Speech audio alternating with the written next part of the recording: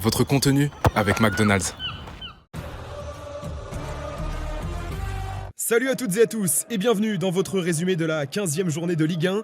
Paris n'est plus le leader du championnat et devait gagner face à Rennes pour mettre la pression sur des Lensois premiers au classement. Des Sang et Or déterminés à enchaîner à la Beaujoire. Marseille, toujours dans la course au titre, devait de son côté gagner à Lille pour empêcher les Dogs de revenir à égalité de points. Une lutte toujours aussi disputée en haut de tableau. Monaco, tombeur du PSG la semaine passée, se rendait en Bretagne pour affronter les Brestois victorieux de leurs 2 derniers matchs de Ligue 1. Des Bretons qui veulent lancer une série. Premier gros frisson sur cette incursion de Rémi Labo-Lascari. Pas de réussite sur cette première tentative et grosse parade du gardien monégasque Radeki. Brest pousse et accule Monaco dans son camp. Touche de Kenny Lala pour trouver Ludovic Ajorc. Frappe contrée qui revient sur Kamori Doumbia. Le stade brestois est dans son match, ouverture du score du jeune malien opportuniste, mais bien placé pour son 4e but de la saison. En seconde période, Daouda Guindo est proche d'inscrire l'un des buts de la saison sur cette frappe téléguidée, mais pas assez. Barre transversale et gros frisson dans les tribunes de Francis Leblay.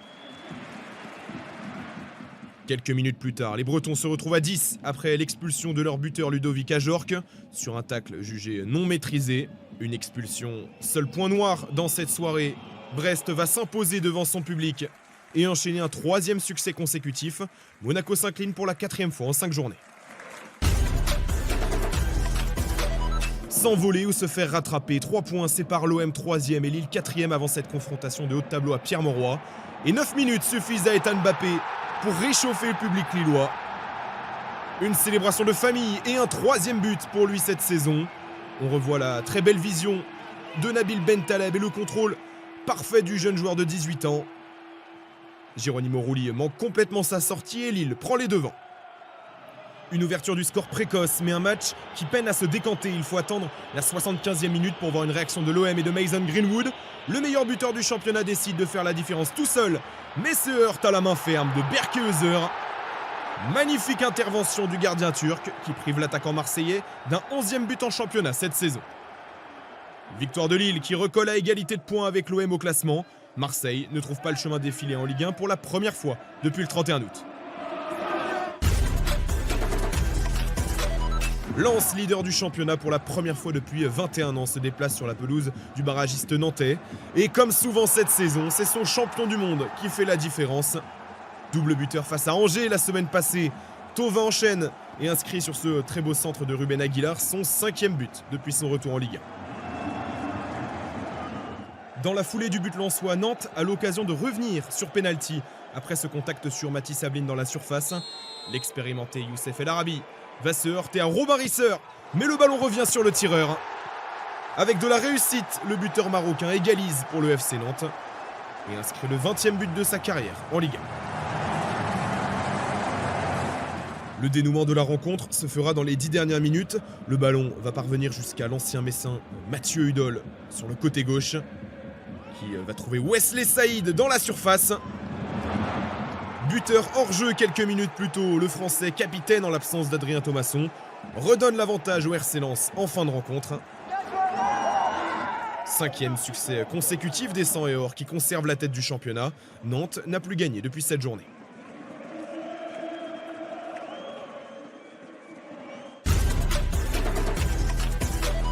Strasbourg, dans une mauvaise dynamique en championnat et sans son capitaine Emega, suspendu par le club, se déplace à Toulouse 9e. Avec un objectif affiché de jouer le top 4, les Alsaciens se doivent de réagir. Panicelli est bousculé, mais ballon récupéré par Enciso, qui centre second poteau. Le ballon lui revient, mais le Paraguayen ne parvient pas à appuyer ce ballon de la tête. Les occasions sont rares de part et d'autre. Et c'est le TFC qui va se montrer réaliste et profiter de l'une des erreurs de son adversaire. Emerson récupère ce ballon à l'entrée de la surface et parvient à tromper Mike Penders en 2 temps. De quoi faire rugir de plaisir le stadium et son attaquant brésilien pour son 3e but depuis son arrivée cet été. Un but, un seul, qui permet à Toulouse de retrouver le chemin de la victoire pour la première fois en cette rencontre. Troisième revers consécutif pour les Alsaciens.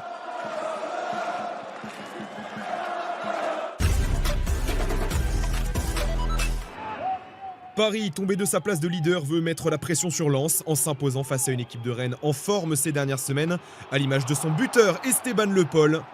L'ancien Angevin voit sa frappe toucher le montant, détournée par Pacho, puis par Safonov, titulaire pour la première fois en Ligue 1, dans les cages parisiennes. De quoi réveiller l'appétit du champion de France et de son attaquant géorgien. Gvisha Kvaratskhelia, lancé seul sur le côté gauche, va offrir un véritable numéro de soliste.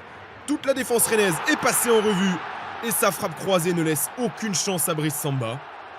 Magnifique prise d'initiative du numéro 7, qui lance le rouleau compresseur parisien. Demi-heure de jeu passé, Barcola a les jambes pour apporter le danger dans la surface, temporisé pour donner un bon ballon à Joao Neves, qui trouve Seny Mayulu en retrait, parfaitement positionné. Déjà buteur cette saison face à Strasbourg, le Titi parisien double la mise et concrétise un très beau mouvement collectif. En seconde période, Brice Samba joue avec le feu et offre ce ballon à Barcola, qui sert Mayulu, cette fois-ci passeur, pour un boulet de canon de Gvisha Kvaratskhelia. Frappe quasi inarrêtable du Géorgien qui s'offre un doublé. Paris est réaliste et profite des errances de la défense rennaise. Rennes en difficulté va même se retrouver à 10. Jérémy Jacquet écope d'un deuxième carton jaune pour s'être essuyé les crampons sur Gonzalo Ramos. Une infériorité numérique qui ne va pas arranger le match des joueurs d'Habib Bey. En fin de rencontre, ce sont deux autres jeunes parisiens mis à l'honneur. N'Jantou sert Ibrahim Mbaye, qui du pied droit trompe le gardien rennais à distance. Premier but en Ligue 1 pour le jeune international sénégalais, qui débloque son compteur et avec la manière, sous les couleurs parisiennes. Un festival qui se poursuit jusque dans le temps additionnel. Gonzalo Ramos veut lui aussi ajouter sa pierre au succès. Frappe déviée mais cadrée du buteur portugais. Son troisième but en Ligue 1 cette saison. Succès avec la manière de Paris qui reste à un point du leader lensois et creuse l'écart sur l'OM. Pas de 5e victoire consécutive côté rennais. Nice, au cœur d'une crise sportive et après les graves événements de cette semaine avec certains supporters, recevait des Angevins en recherche de points pour le maintien. Coup d'arrêt la semaine passée à domicile pour Angers face à Lens. Mais la force du SCO, c'est son collectif. Et encore une fois, une magnifique combinaison pour servir parfaitement Yacine Belkdim, qui ouvre intelligemment son pied. Deuxième but de la saison pour le Marocain, qui laisse les Niçois abasourdis dans un stade quasi vide.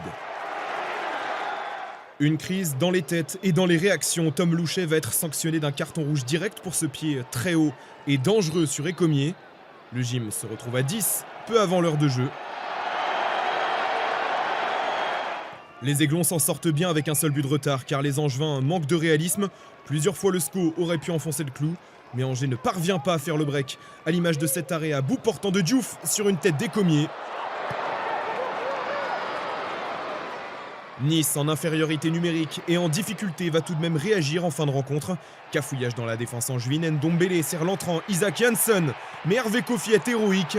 Absent face à Lens lors de la dernière journée, le Burkinabé fait un retour décisif dans les cages d'Angers. Colère et frustration s'ajoutent à un climat déjà plus que tendu sur la Côte d'Azur. Nice reste sur 7 défaites, toutes compétitions confondues. Angers prend 3 points et s'installe confortablement au milieu de tableau. Première fois de leur histoire que le Havre et le Paris FC s'affrontent dans un match de Ligue 1. Les deux équipes ont besoin de points face à un adversaire direct pour le maintien. Et la première occasion est parisienne sur cette enroulée spontanée de Tuomas Olila.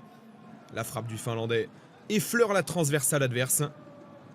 Puis au quart d'heure de jeu, c'est au tour du Havre de se montrer dangereux.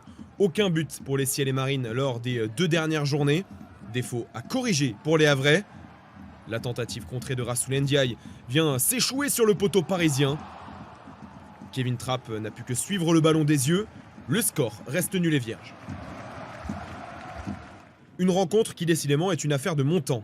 Peu avant la pause, le Paris FC a une nouvelle occasion de débloquer son compteur. Le ballon revient à nouveau sur Olila, qui trouve le poteau du gardien havrais. 2 tentatives renvoyées par le cadre pour le latéral finlandais. Encore une belle inspiration, mais un manque de réussite qui persiste. Vous connaissez le proverbe, jamais 203. Et bien parfois, on va même jusqu'à un 4e. 4 montants touchés dans la même rencontre. Et un 2e pour le Havre à l'heure de jeu sur cette tête puissante de Samatta sur corner. Le Havre va finalement obtenir un penalty par le jeune Noam Obougou pour son premier match en pro. Penalty que va complètement manquer Issa Soumaré. Le Sénégalais manque sa frappe et voit le ballon s'envoler loin des cages. Un match nul qui n'arrange personne, les deux équipes repartent avec seulement un petit point. Mauvaise opération pour le maintien. Fin du match sur le score de parité. Gauthier Hein de retour sur un terrain qu'il connaît bien. Duel entre Auxerre et Metz, deux équipes qui luttent pour leur survie dans l'élite. Et à la 36e minute de jeu, les Messins concèdent un penalty pour une main de Sadibou Sané dans la surface. Sanction que va transformer sans trembler le numéro 10 auxerrois. Lassine Sinayoko ouvre le score et fait trembler l'abbé Deschamps. Troisième but de la saison en Ligue 1 pour le Malien. Auxerre domine, Auxerre enchaîne et propose un football bien rodé. Démonstration collective conclue avec de la réussite sur cette frappe d'El Azouzi. Le ballon a bien franchi la ligne et logiquement les Auxerrois font le break devant leur public. Un enchaînement de grande classe pour les locaux que Sadibou Sané ne parvient pas à dévier des filets. Réaction des Grenats juste avant la pause. L'ancien de la maison, Gauthier Hein, montre toute la qualité de son pied gauche qui a fait le bonheur d'Auxerre pendant 4 saisons. Pas de célébration devant son ancien public, mais l'un des bijoux de cette 15e journée. Dans la foulée, la défense de Metz est proche de craquer de nouveau en contre-attaque. Dani Namazo est lancé en profondeur, va s'emmener le ballon, cafouillage dans la surface. Et les Messins sont proches de pousser le ballon dans leur propre but. Un grand merci au poteau.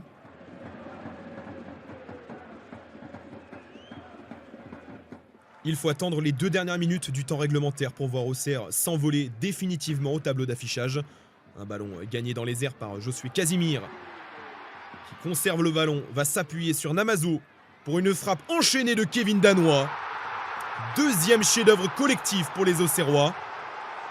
Tout le monde se trouve sans se regarder et le résultat est à la clé.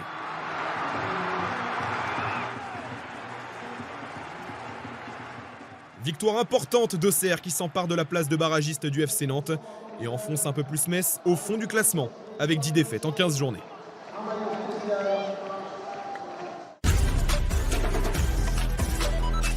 Sous un déluge breton, Lorient, invaincu depuis 5 matchs, recevait une équipe lyonnaise bien décidée à rester au contact du haut de tableau et des places européennes. Le premier éclair sous cet orage vient de Pablo Pagis et de son pied droit. Coup franc travaillé et placé, mais qui termine sa course sur le montant lyonnais. Une frappe parfaitement enveloppée qui aurait pu nous offrir l'un des buts de cette saison. 35e minute, Lyon réagit et part en contre. Pavel Soulk porte le ballon dans la surface et tente sa chance au dernier moment. Yvon Mvogo sur la trajectoire une première fois, puis une deuxième fois. Magnifique envolée du gardien suisse pour les photographes et pour rassurer ses coéquipiers. Parade de grande classe, toujours 0-0 au Moustoir.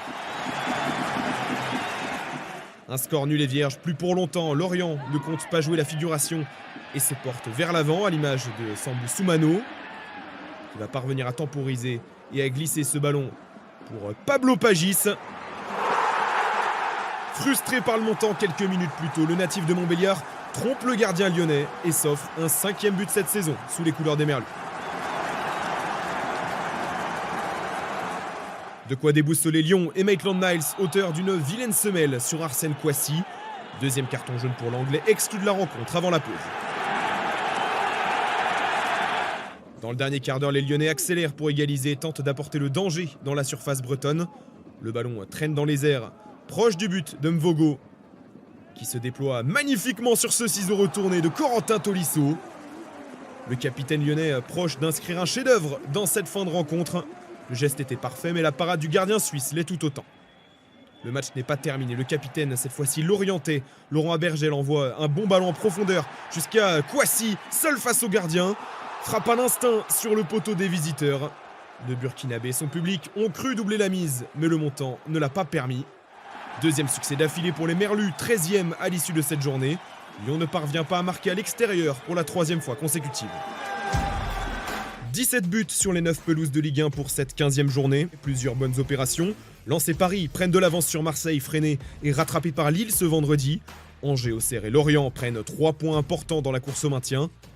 Au classement, les 100 et or conservent donc leur place de leader devant le PSG, large vainqueur 5-0 du Stade Rennais. Strasbourg 8e perd une place après sa défaite à Toulouse et continue de descendre dans le classement. Grâce à son succès face à Metz, Auxerre n'est plus la lanterne rouge et laisse sa place aux Messins. Lorient grimpe de 2 places, Angers et Brest gagnent tous deux une position. Le week-end prochain, le SCO ouvrira la 16e journée en recevant son voisin nantais à Raymond Kopa. Paris se rendra à Metz, Lens recevra une équipe de Nice en plein doute. Enfin, l'affiche de cette journée, Marseille-Monaco, dimanche à 20h45.